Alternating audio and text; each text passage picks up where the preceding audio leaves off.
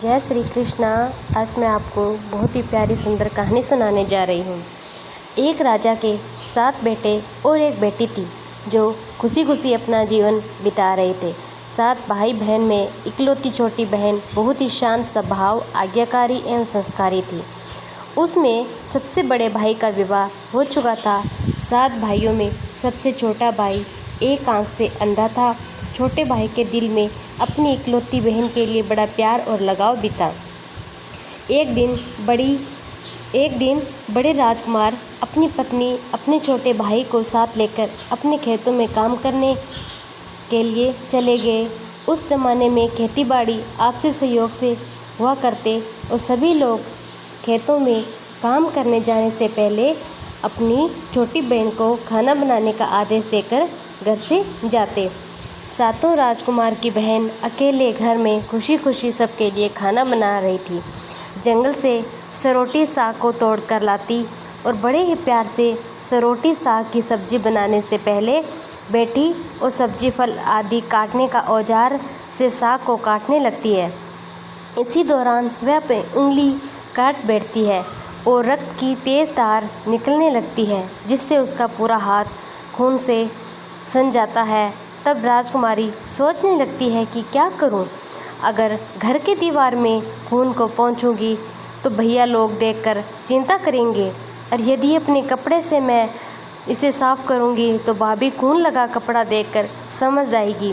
राजकुमारी इष्ट से सब्जी पकाने वाला छाता साग में सारा खून को पोंछकर खून को बहने से रोकती है। फिर उसी खून से लगे साग को सब्जी बनाती है। जब उसके सारे भाई और भाभी अपने खेतों से लौटते हैं, छोटी बहन हमेशा की तरह सभी के लिए साफ थाली में खाना और मिट्टी के लोटे में पीने के लिए पानी देती है और सभी एक साथ खाना खाते हैं।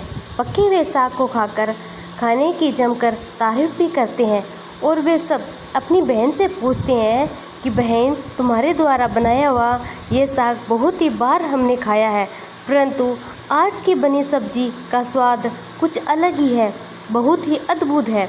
बताओ कैसे और क्या क्या मिलाकर इतना स्वादिष्ट आपने सब्जी बनाई है।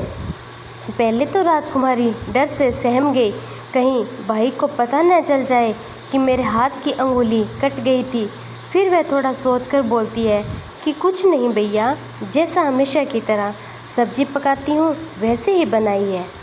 राजकुमारी अगले दिन सातों भाइयों के लिए अनुरोध पर फिर से एक बार वही छाता साग की सब्जी बनाती है, परंतु भाइयों को पिछले दिन के जैसा स्वाद नहीं मिलता।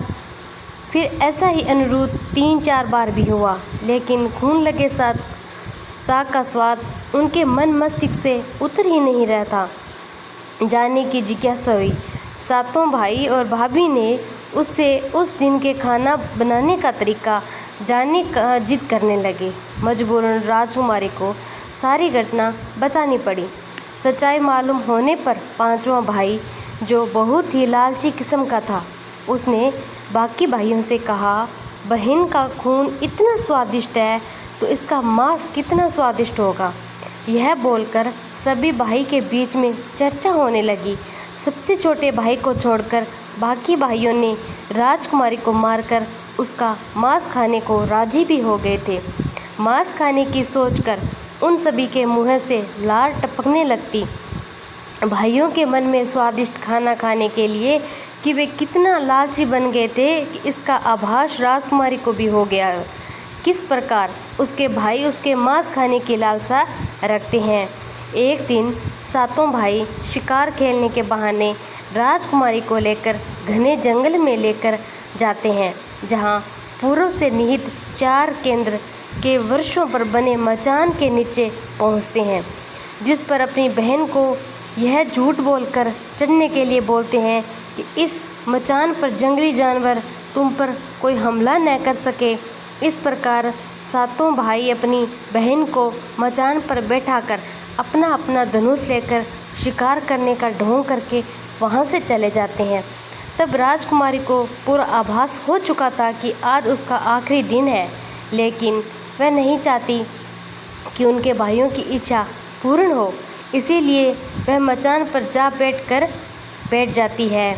फिर सभी भाई केंद्र के वृक्ष पर बने मचान से कुछ दूरी पर स्थित छोटा पहाड़ पर अपने अपने धनुष बाण के साथ पहुंचते हैं और एक चट्टान पर बारी बारी से अपने बाणों को तेज धार प्रदान करते हुए टोकरी के ऊपर सबसे पहले बड़ा भाई अपने तीर को चट्टान पर धार करता हुआ अपनी बहन पर धनुष से निशाना लगाकर तीर छोड़ता है। तभी राजकुमारी पूरी बातों को समझ जाती है कि भाइयों का क्या इरादा है और अपनी मातृभाषा में गीत को गाने लगती है। बिंदु बिंदु दादा छाती ताइक ताइक, अर्थात जान से मारना ही है दादा साहब, तो तीर को सीधे मेरे छाती पर वार करो, इधर उधर तीर क्यों चला रहे हो। फिर सभी भाई बारी बारी से अपने तीर के धार को तेज करते हुए राजकुमारी पर निशाना लगाकर तीरों को छोड़ते हैं। 6 भाइयों का निशाना खाली जाता है और 7वां भाई जो सबसे छोटा था वह तीर चलाने से इनकार कर देता है, क्योंकि उसे अपनी छोटी बहन से बहुत ही लगाव था और धनुष बाण चलाने में 7 राजकुमार में से वही सबसे निपुण भी था। राजकुमारी जानती थी कि उनके 7 भाइयों में सबसे छोटा भाई दादा बाकियों की तरह लालची नहीं है। 6 भाई छोटे छोटे भाई पर पूरा दबाव डालते हुए आदेश देते हैं, अगर वह तीर नहीं चलाएगा तो बहन की तरह उसे भी मार देंगे। फिर छोटा भाई राजकुमार उदास मन के साथ तीर को छोड़ देता है और थोड़े ही दूरी निशान छोड़ने की कोशिश करता है। तीर को धीरे से छोड़ता है। राजकुमारी हर बार की तरह इस बार भी वही गीत गाती है, बिंदु बिंदु दादा छाती ताइक ताइक। इतने में छोटे भाई का तीर सीधे राजकुमारी के सीने को भेद देता है। राजकुमारी की आत्मा शरीर से अलग हो जाती है। उसकी आत्मा उसी स्थान पर भटकने भी लगती है। तभी वह देखती है कि उसके शरीर का मांस खाने के लिए उसके भाई कैसे लालच करते हैं और सबसे छोटे राजकुमार को ज़बरदस्ती मार पीट कर उसके शरीर को काटने का आदेश भी देते हैं।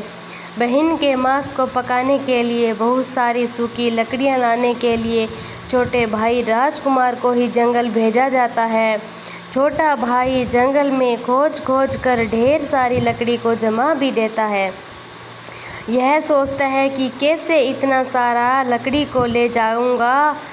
उन्हें छोड़ने पर भी यह रस्सी इन लकड़ियों को नहीं बांध पाएगा।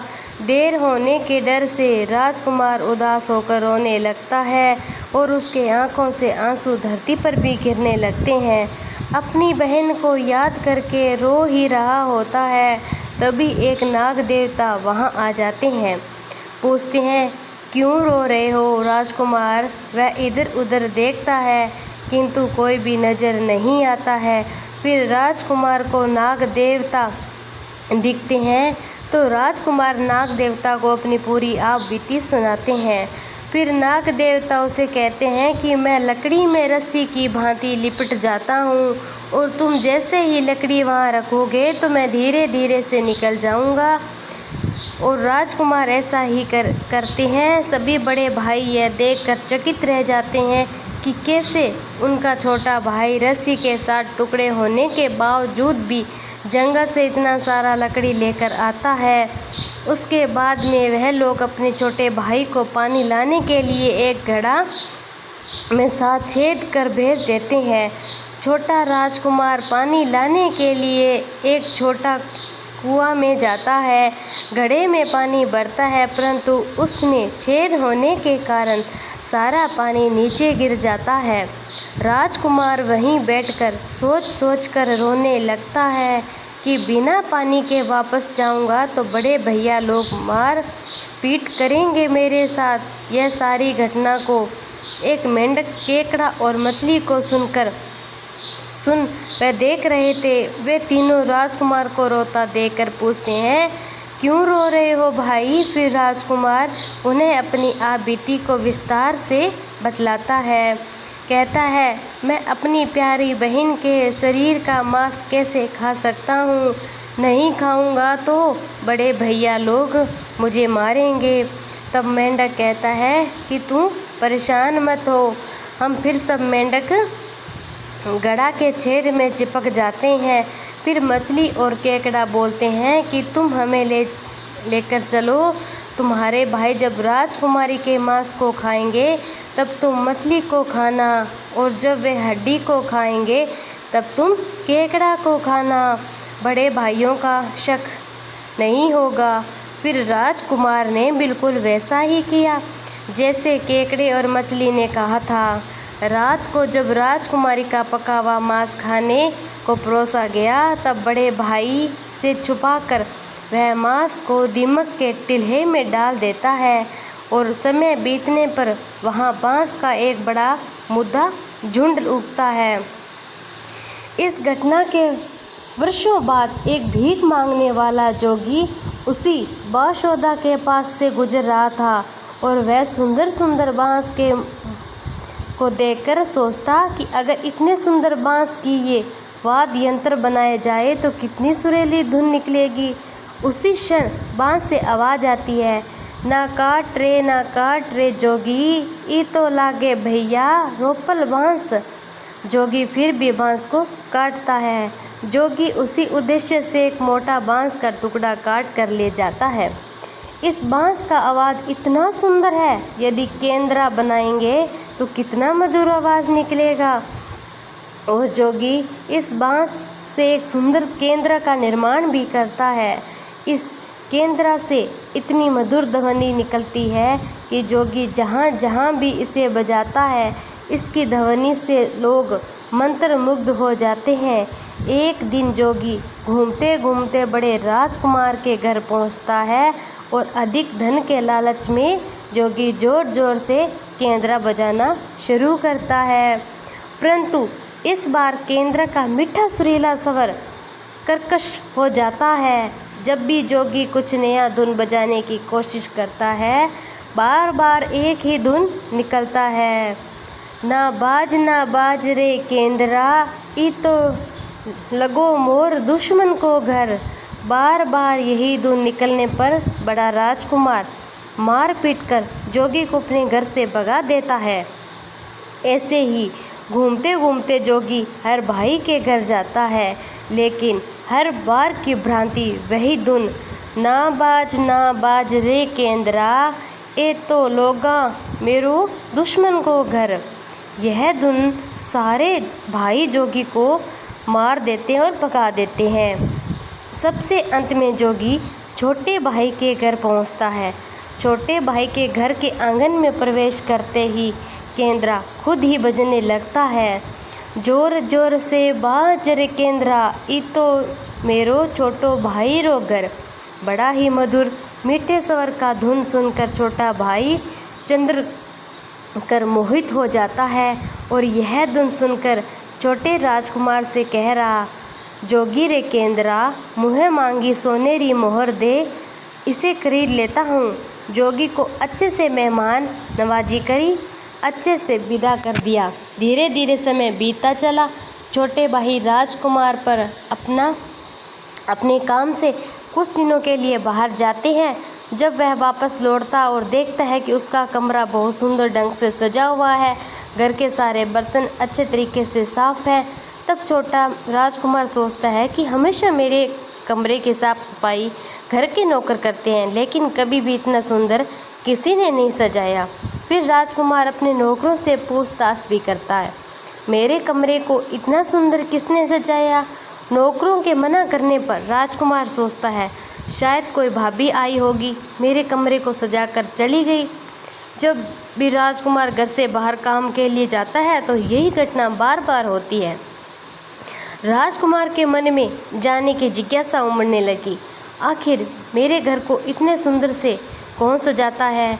वह अपने भाइयों और भाभियों से भी पूछता है। लोग भी सजावट करने की बात से साफ मना कर देते हैं। एक दिन राजकुमार सच्चाई पता करने के लिए किसी काम का बहाना कर बाहर जा रहा है बोलकर निकलता है, और छुपकर वापस कर आ अपने कमरे में रखे खजूर के गोल मोड़े हुए चटाई के अंदर छुप जाते हैं। कुछ समय इंतजार के बाद राजकुमार देखता है एक खूबसूरत सी लड़की केंद्रा से निकलकर कमरे के अंदर आती है और सारे कमरे की साफ सफाई कर वापस उसी केंद्रा में समा जाती है। यह देख राजकुमार की आंखें खुली की खुली रह जाती है। उस लड़की की शक्ल राजकुमार की छोटी बहन के जैसी ही होती है। राजकुमार अगले दिन फिर से एक बार उसी प्रकार चुप कर जाता है। जैसे ही वह सुंदर लड़की पूरे कमरे के सफाई का काम खत्म कर वापस केंद्रा में जाती है, तब छोटे राजकुमार उस लड़की का हाथ पकड़ लेते हैं, परंतु केंद्रा को जला देते हैं, जिसके बाद वह लड़की हमेशा के लिए मानव रूप में परिवर्तित हो जाती है और दोनों भाई बहन खुशी खुशी अपना जीवन जीने लगते हैं। आज भी हर गांव में आषाढ़ी पूजा के दिन बकरा कटता है और पूरे गांव के घरों में प्रसाद स्वरूप बकरा का मांस खाया जाता है। सतबेनी नामक पूजा स्थान पर वही सरोटी साग को भी चढ़ाया जाता है।